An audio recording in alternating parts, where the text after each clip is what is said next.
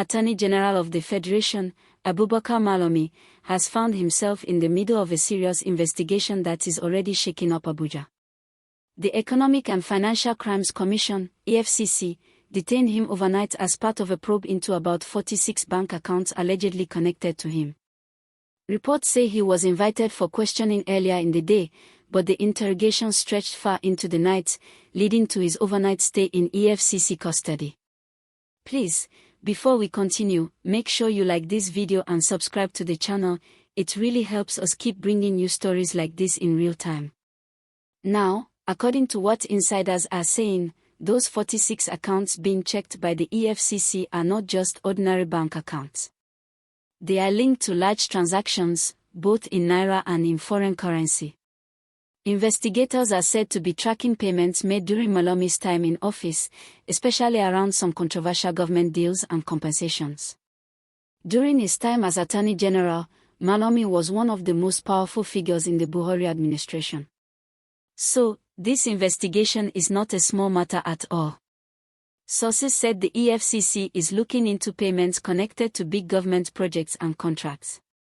One of them is the multi-million-dollar settlement with Global Steel Holdings Limited, the company involved in the Ojukuta Steel Project deal. That deal alone reportedly involved over $400 million in compensation. Investigators are also revisiting the famous case of the $419 million judgment debt given to some consultants over the Paris Club refund, as well as a $200 million compensation tied to a power project contract. Please remember to like this video if you're watching and enjoying the story so far. It really motivates us to keep giving you balanced and clear news updates like this. Now, what makes this even more interesting is that this isn't the first time the EFCC is inviting Malami. Just a few days before this latest detention, he was also grilled and later released on the condition that he would return for more questioning. But this time, it seems the EFCC wanted him to provide clearer explanations on some of the financial documents already gathered. It's also reported that his international passport has been seized, meaning he cannot travel out of the country until the case is concluded. Malami, on his own part, has continued to deny all wrongdoing. He says everything he did as Attorney General was in line with the law and that all these investigations are politically motivated. He described his earlier questioning as successful, saying there was nothing illegal in his financial transactions. But the EFCC believes there's more to the story, especially with how some of those accounts were funded and what the money was used for. One thing that keeps drawing attention is how much power the Attorney General's office had when it came to approving large compensations and asset recoveries. Remember those recovered funds from abroad, the so-called Abuja loot? Investigators say they are checking if any double claims or inflated legal fees happened during those recoveries. Some reports also claim that some forfeited assets, properties and valuables seized from previous corruption cases were sold off in questionable circumstances. The big question now is, where did the money from those sales go? Could they be linked to the accounts now under investigation? Now, you can already imagine how Nigerians are reacting to this. Many people online are divided. Some are happy that at last, even top government officials are being questioned. They say this is how true accountability begins, when people who held powerful offices are made to explain how they use public resources. But others are still skeptical. They ask if this is genuine justice or if it's just another political show. They point to how many high-profile cases start strong and end quietly with no results. What do you think?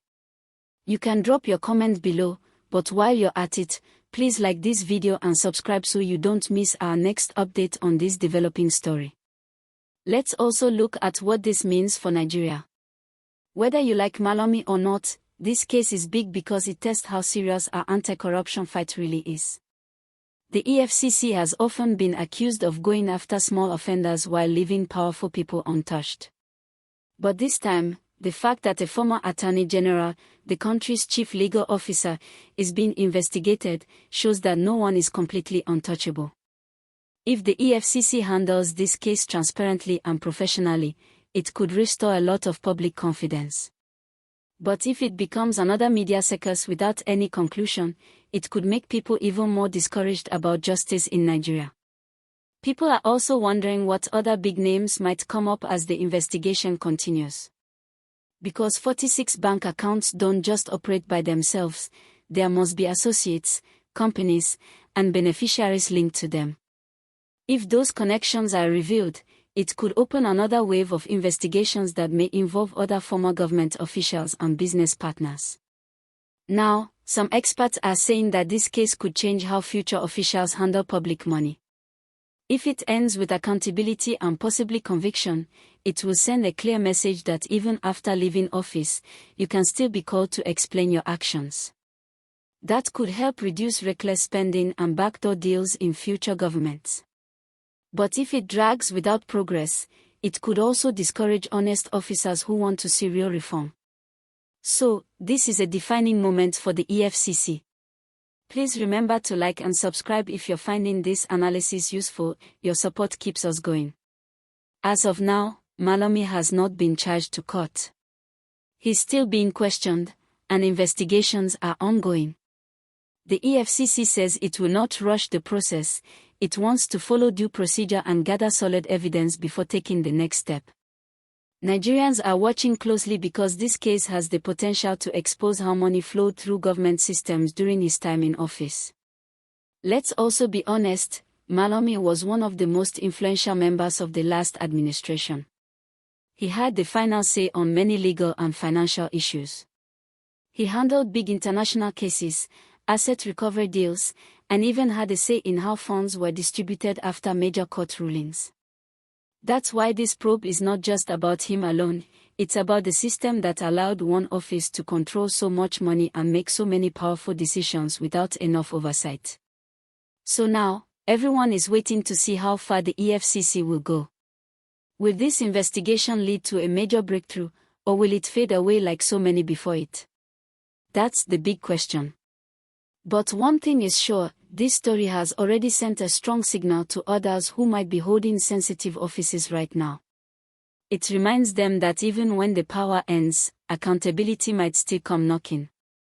To wrap up, let's think about this. Corruption doesn't only destroy money, it destroys trust. Every naira misused means less for schools, hospitals, roads, and job creation. So when a former top official is called to answer questions, it's not about politics, it's about fairness and the future of our country. Whether guilty or innocent, what Nigerians want is transparency. So we'll keep following this story closely and bring you updates as they come in. Don't forget to hit the like button right now, subscribe to the channel, and turn on your notifications, because this case is far from over, and you definitely want to hear what happens next.